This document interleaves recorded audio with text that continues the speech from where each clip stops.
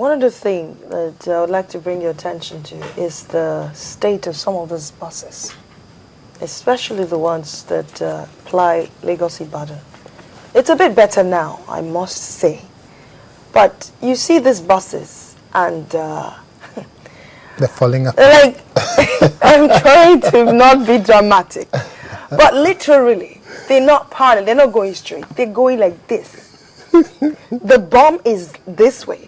The head is that way. And you literally have to leave the road for them because this car is going that way. How do you... Because if you put speed limits, it's probably more expensive than that car put together by the time you want to sell it. No.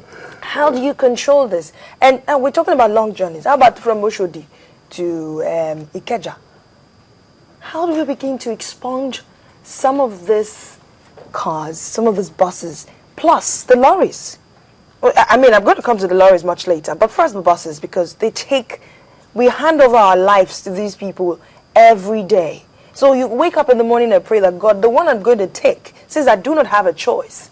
The man still has his head in place. How do we fix I'm happy you said that it's getting better now than before. Because of the synergy I mentioned that we have between FRSC and other agencies of government, like the vehicle inspection officers and the other traffic management agencies as well.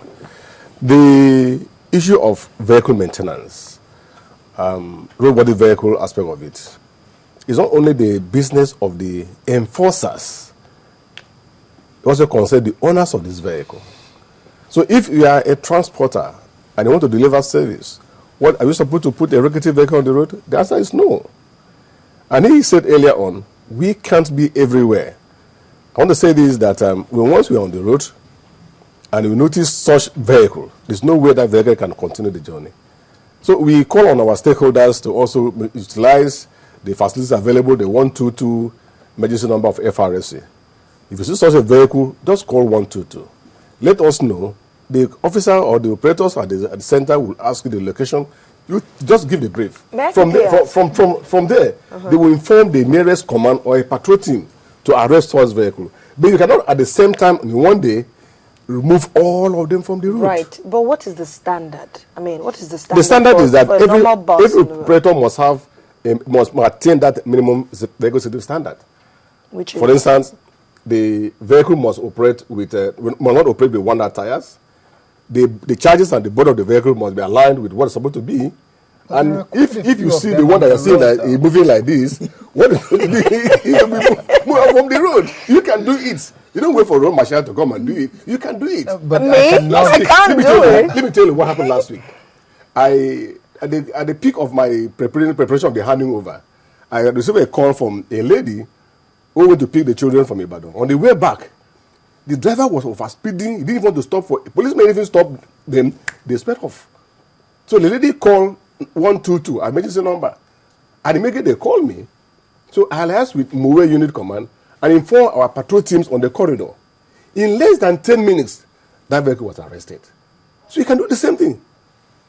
Okay, so that's using the 122 emergency number. Call emergency number, toll free on any mobile phone, and FRSC officials. Just give them the description of where, when, and what kind of vehicle. I am still not super satisfied with this. My question. Maybe we should let's go and patrol together. No, really, I want to know what the standard is. You see, I've had the opportunity, for the fun of it, to sit in front of some of his buses. Yes. And the gear is tied with and you risk your life to sit down that motor? For the love of my job, I just wanted to see, to be sure nobody is reporting crap to me. Okay, that's good. And I sit right there, and the gear is tied with a knot to the, and then there's a way he pedals. He doesn't pedal like us. Okay. He has to do it like five times. Before the thing swings and then it goes and everybody, and it's before he starts. That's why most of them don't stop at the bus stops, because they have to press their brake from 5 kilometers away. No, it's the truth. What you should have done, my sister, is that before you enter such vehicle, I would advise you, please. I'm in a hurry to my office, remember. Agreed. Because of their safety and what you want to do, you are assisting us.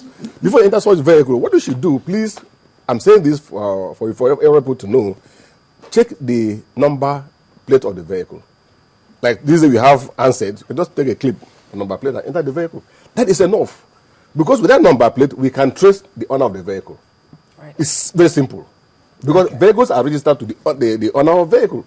So a simple thing for us to do is to get the owner of the vehicle and take the motor out from the road. Okay. If you enter the motor only and sit down there, you don't make any point. Come and tell us. Of course, I get up at the next bus stop. I'm done with my job. Okay, that's the problem. That is the problem. That is the problem, because if you don't ask for your right, then you don't deserve it. You don't deserve it. You know, equity protects the vigilant and not the indolent.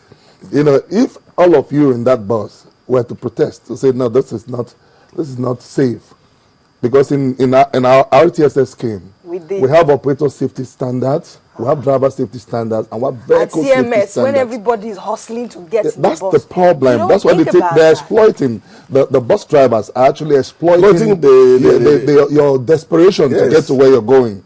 Because if all of us were to resist, no, if we insist on standards, I'm not going to enter this bus because it is rickety. Okay? Rickety vehicles are not supposed to apply on our roads. You understand? And you had said something earlier about vehicles between Lagos and Ibadan, and about vehicles between, no, those are intracity buses. And then the other one between here and Ibadan are intercity. Right. Okay, even interstate. Now for FRSC, we're more particular about interstate. Okay? And maybe intercity. Right? So we're going to be very strict if we find such a rickety vehicle between Ibadan and Lagos. But between Oshodi and Apapa, we may not be that too strict. Because one, we consider a lot of things. We're not saying we're excusing rickety vehicles anywhere. But we're also considering desperation of people like you who need to move around. We're considering the number of people standing at Oshodi waiting, and there are few buses. We're considering the economic situation in the country.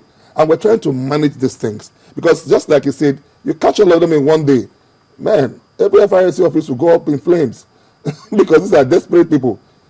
So we need to consider economic situation, consider the social context, we need to also and consider everything, people's lives and all safety. of that.